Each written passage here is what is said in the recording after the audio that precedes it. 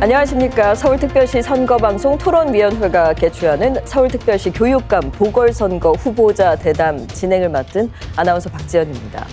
올 하반기 재보궐선거가 10월 16일 수요일에 치러집니다. 이 선거에서 서울 시민들은 서울시의 교육정책을 이끌어 나갈 새로운 교육감을 선택해야 하는데요. 100년지 대계의 새 수장으로 누가 적합할지 지금부터 진행될 대담을 통해서 가늠해 보시길 바랍니다.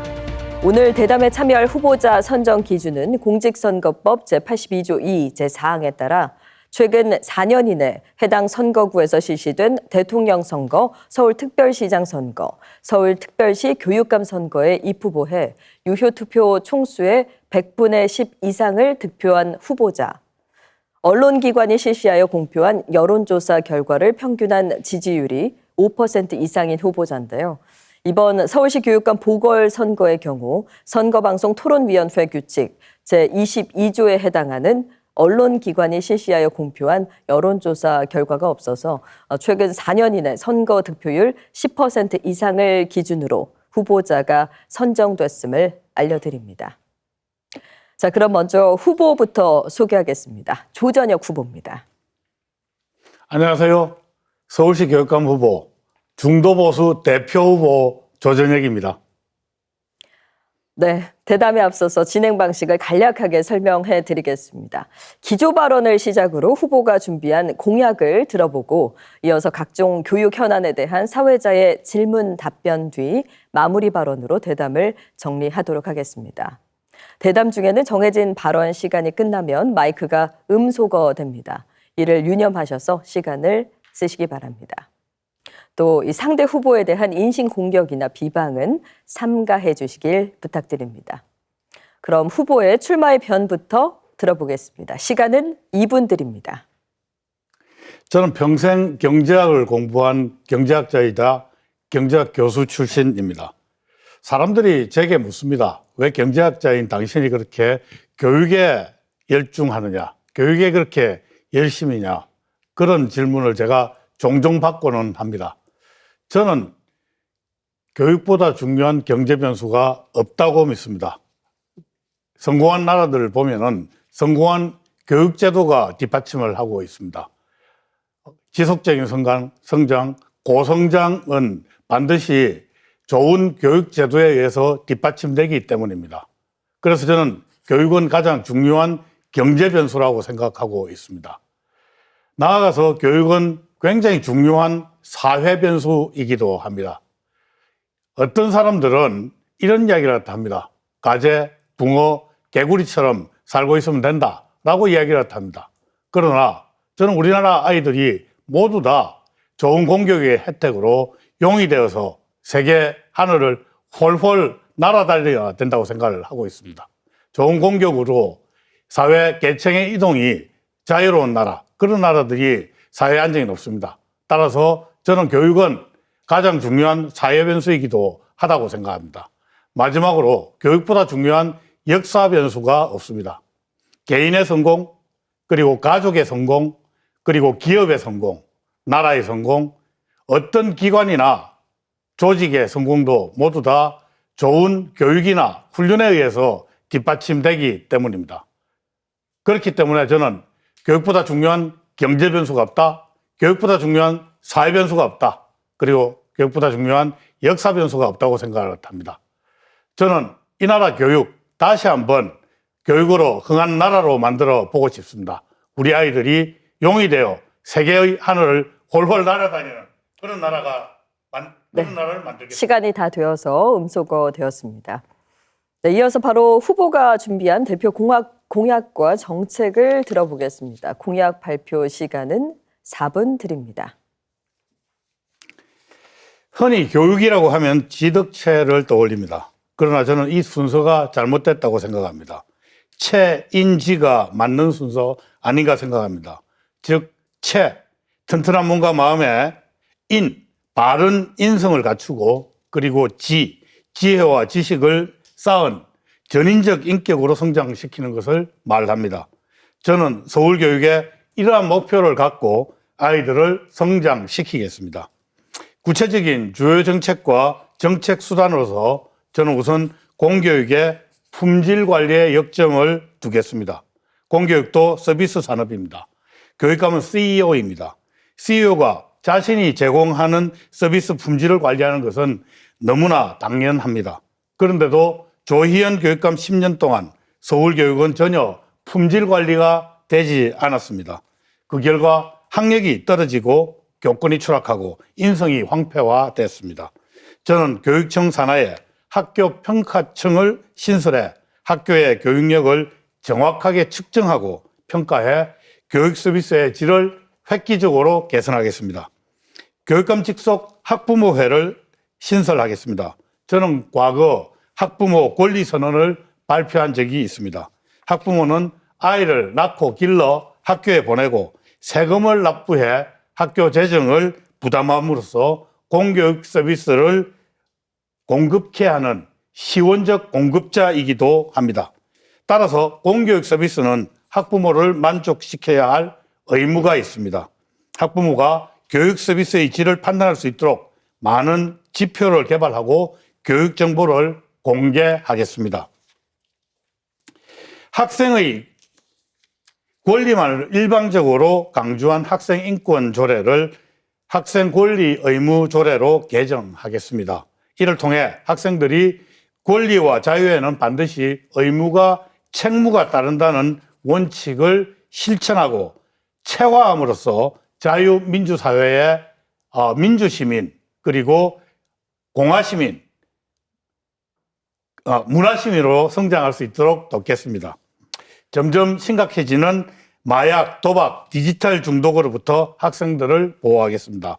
디지털 중독과 관련해서는 우선 학생들이 학교에서만이라도 휴대폰 사용을 자제하도록 하는 디지털 낄끼빠빠 정책을 적용하겠습니다. 낄끼빠빠는 낄 때 끼고 빠질 때 빠지라는 얘기가 되겠습니다. 프랑스처럼 등교시에 휴대폰을 수거하고 하교시에 휴대폰을 반환토록 하겠습니다. 교사가 안전하고 행복해야 학생이 안전하고 행복할 수 있습니다. 교사가 본의를 가지고 학생을 지도할 수 있도록 지원을 아끼지 않겠습니다. 교사가 민원인과 직접 맞대응하지 않도록 서울시의 다산 콜센터와 유사한 교육청 콜센터를 운영하겠습니다. 나아가 교권보호관 제도를 통해 교사가 각종 소송으로 고충을 겪지 않도록 교사들을 보호하겠습니다. 우리 헌법은 모든 국민은 교육받을 권리를 가진다고 천명하고 있습니다. 이 권리는 학교 밖 청소년이나 대안학교 재학생들에게도 동일하게 적용돼야 합니다. 저는 이들 청소년들이 헌법이 정한 교육권을 누릴 수 있도록 1인당 공교육비에 해당하는 교육 바우처를 지급해 도서 및 교육자재 구입, 대안학교 등록금, 교습비 등으로 쓸 수 있도록 지원하도록 하겠습니다. 네, 잘 들었습니다. 이제부터는 본격 검증의 시간입니다. 교육 현안에 대한 후보자의 인식과 해법을 들어보는 시간인데요. 총 6가지의 현안 질의가 준비되어 있습니다. 먼저 첫 번째 질문 드리겠습니다. 한때 교사는 우리 아이들이 가장 되고 싶은 직업 1위였습니다. 하지만 요즘 뉴스에는 심각한 교권 침해 사례가 자주 보도되고 있고 또 사직하는 교사들의 이야기가 끊이질 않고 있습니다. 교원단체들도 업무 경감과 제도 개선, 교권 회복 등을 요구하며 거리로 나오고 있습니다. 이 후보자께서는 교권 침해의 원인이 무엇이며 또 어떤 해결책을 가지고 계신지 말씀해 주시길 바랍니다. 답변 시간은 2분 드리겠습니다. 사실 매우 복합적인 문제이긴 합니다. 그렇지만 우선 저는 무너진 교권을 시급히 복원하고 교권의 수호자가 되겠다는 점부터 강조하겠습니다. 교권 추락과 관련해서는 학생인권조례를 이야기하지 않을 수 없습니다. 현행 학생인권조례는 학생의 권리 행사와 그 구제만을 일방적으로 서술하고 있습니다. 일부 영악한 학생들은 학생인권조례를 악용해서 교사를 가스라이팅까지 하고 있습니다. 특정 선생님이 자신을 학대한다고 무고하면 해당 선생님은 심할서를 쓰고 교육청에 물려다녀야 합니다. 그런 학생이 수업을 방해하고 장난을 치거나 그렇게 하면은 해당 선생님은 외면할 수밖에 없습니다. 수업이 붕괴하고 교실이 붕괴합니다. 학생인권 조례를 처음 도입할 때 김상곤 전 경기교육감은 미국 뉴욕시의 학생 권리 조례를 전범으로 삼았다라고 했습니다. 그런데 이는 완전히 거짓말이었습니다. 미국의 조례는 권리보다 의무와 책무를 더 상세하게 그리고 구체적으로 서술하고 있습니다. 학생들은 자유에는 의무가, 권리에는 책무가 따른다는 원칙을 습득하고 훈련하도록 하는 교육적 배려가 있습니다.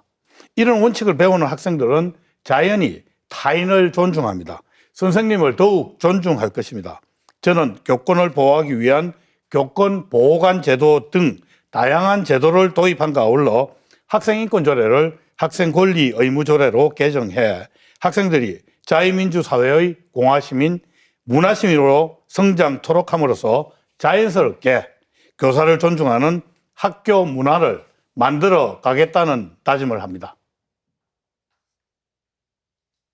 네, 잘 들었습니다. 다음 질문 드리겠습니다. 지난 8월 딥페이크 성범죄 이슈가 사회적 현안으로 떠올랐습니다.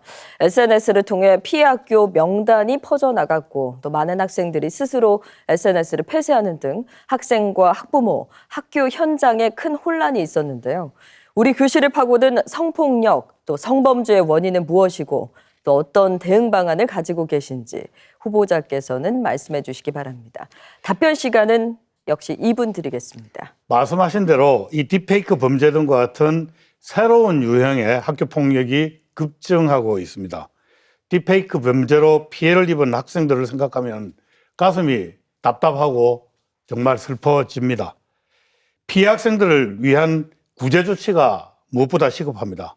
피해 학생들이 법적 구제 절차를 모른다거나 수치심 때문에 신고하지 못하는 경우가 많습니다. 교육청이 이런 학생들을 대신해서 신속히 법적 구제를 제공하는 제도를 마련하겠습니다.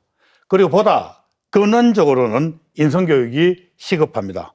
올해 1월에서 7월까지 딥페이크 범죄 피해자의 73.6%, 지난해 기준으로는 75.8%가 10대 학생들이었습니다.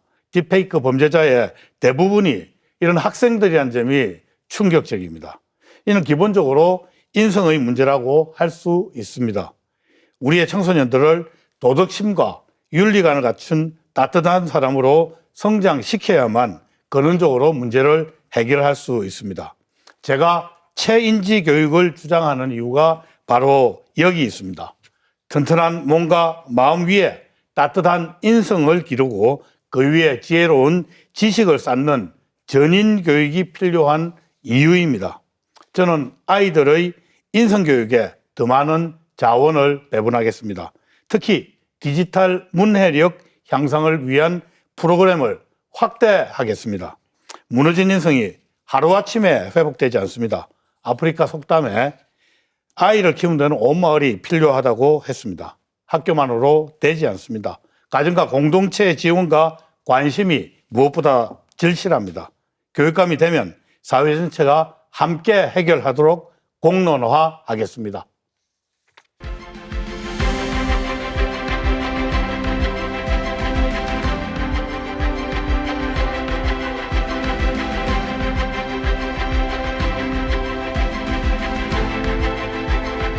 네, 서울시 교육감 후보와 교육 현안 질의를 이어가고 있습니다. 세 번째 현안은 디지털 교과서에 대한 내용입니다.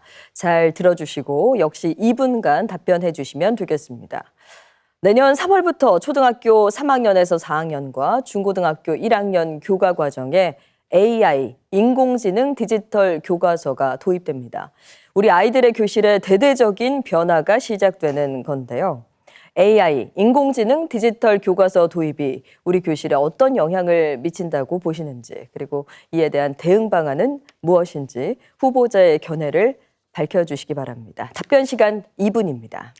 AI 디지털 교과서 도입에 대한 학부모의 우려가 매우 큽니다. 저도 공감합니다. 학부모의 우려를 해소할 수 있도록 교육감으로서 책임을 다할 것입니다. 그러나 AI 기술의 급속한 발달에 따라 사회가 AI 디지털화하는 것은 막을 수 없는 추세라고 생각됩니다. 알파고가 수천 년 동안 인류가 쌓은 바둑의 정석과 포석에 대한 관점을 완전히 바꾸었듯이 AI가 세상을 급속도로 변화시키고 있습니다. 우리 아이들이 살아갈 세상은 AI를 떠나서는 상상할 수 없는 세상이 될 것입니다. 신기술이 사회에 미치는 영향은 항상 명암이 있어 왔습니다. AI 디지털 교과서도 마찬가지입니다. AI 디지털화라는 대세는 거스를 수 없지만 그 부작용을 최소화하는 지혜가 필요합니다. 교육부가 AI 디지털 교과서 사업을 단계적으로 도입하겠다고 했지만 저는 내년 첫 도입을 시범 사업으로 간주하겠습니다. 시범 사업을 통해 단점을 보완하고 장점을 취하는 지혜가 필요합니다. 저 개인적으로 시범 사업 기간을 꼭 1년으로 제한할 필요는 없다고 생각합니다. 2년, 3년으로 연장하는 것을 검토할 필요가 있습니다. 저는 AI 교과서 같은 수단도 중요하지만 우리 아이들로 하여금 AI를 창의적으로 활용할 수 있는 능력을 키워주는 것이 더 시급하다고 봅니다. AI를 활용해서 기존의 지식이나 예술을 뛰어넘는 새로운 것들을 창출하는 능력을 길러주어야 합니다. 저는 이러한 의미의 AI 교육을 광의의 AI라고 이야기를 합니다. 이것이 훨씬 더 시급하다고 저는 생각하고 자원을 투입하겠습니다. 네, 답변 감사드립니다. 바로 다음 질의 이어가겠습니다. 곧 시행이 예정되어 있는 고교 학점제에 대한 질의입니다. 내년부터 전국의 고등학교에서 고교 학점제가 전면 시행됩니다. 다만 현장에서는 모든 학교가 충분한 교사와 공간을 확보할 수 있는 것이 아닌 만큼 학교 간 격차를 키울 수 있다는 우려가 나오고 있습니다. 고교 학점제 시행에 우리 학교 현장은 얼마나 준비가 돼 있는지, 또 남은 기간 무엇에 집중할 예정이신지 말씀해 주시면 되겠습니다. 답변 시간은 2분입니다. 고교 학점제는 문재인 정부에서 설계한 2022 개정 교육과정에서 나온 정책입니다. 나는 과거에 고교 학점제는 전면 재검토돼야 한다고 주장한 바 있습니다. 내년도인 2025년 시행을 앞두고 현장에서 우리의 목소리가 큽니다. 학부모는 입시 불이익을 우려하고 교사는 업무 부담 가중을 우려하고 있습니다. 소규모 학교는 다양한 과목 개설이 어려움에 따라 학생들이 불이익을 입을 수 있고 교사들은 전공 분야가 아닌 수업을 개설해야 하는 상황이 발생할 수도 있기 때문입니다. 이러한 이유 때문에 교육청이 고교 학점제의 원활한 시행을 위해 적극적으로 지원해야 합니다. 저는 교육감에 당선되면 즉시 고교 학점제 지원단을 신설해 준비 상황을 점검하고 지원 체제를 구축하겠습니다. 이러한 지원 체제에는 첫째, 진로 코디네이터 인력 추가 지원을 통해서 교사 업무의 가중을 방지하겠습니다. 둘째, 교육청에 교 강사 인력풀을 운영하고 순회 강사를 파견함으로써 교사가 전공 과목 외의 교과를 개설하지 않도록 하겠습니다. 셋째, 기추진 중인 서울 통합 온라인 학교를 차질 없이 구축해 학교에서 개설할 수 없는 과목은 온라인으로 수강할 수 있도록 지원하겠습니다. 넷째, 부족한 교실 공간을 신속히 확충할 수 있는 체계를 준비하겠습니다.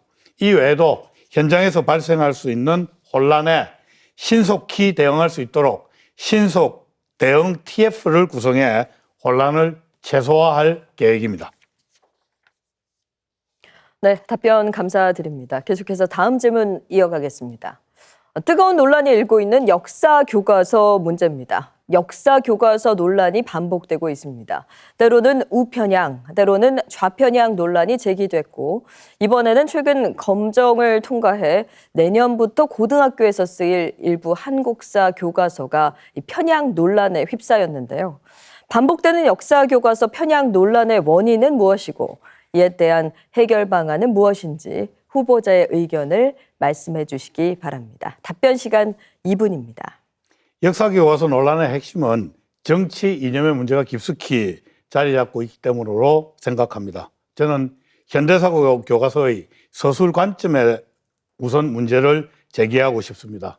우리 아이들이 배우는 역사 교과서가 지나치게 정치사 중심으로만 되어 있습니다. 저는 이러한 교과서의 서술 관점을 바꿔야 한다고 믿습니다. 현재의 교과서에 따르면 현대사는 독재자와 그에 대항하는 민주투사들의 투쟁으로 일관되어 있습니다. 당시 지도자들의 치적조차 독재를 정당화하기 위한 수단으로 폄훼되는 경우가 많습니다. 예컨대 어떤 교과서는 북한에서 주민의 노동력을 착취하기 위해 시행됐던 천리마 운동은 긍정적으로 서술하면서도 세계가 인정하고 배우려고 하는 새마을 운동은 유신체제를 정당화했다고 비판하고 있습니다. 과연 이런 서술은 온당하고 공정한 것인지 묻고 싶습니다. 정치적인 공방은 차치하고 분명한 것은 대한민국이 원조받던 나라에서 원조를 주는 나라, 지구상 최빈국에서 선진국으로 발전한 나라입니다. 대한민국이 이런 선진국 서사를 쓰는 과정에 수많은 영웅들이 있습니다. 건국과 독립의 영웅들, 호국의 영웅들, 나라를 부강하게 만든 경제와 산업의 영웅들이 있습니다. 체육, 과학, 문화의 영웅들도 무수히 많습니다.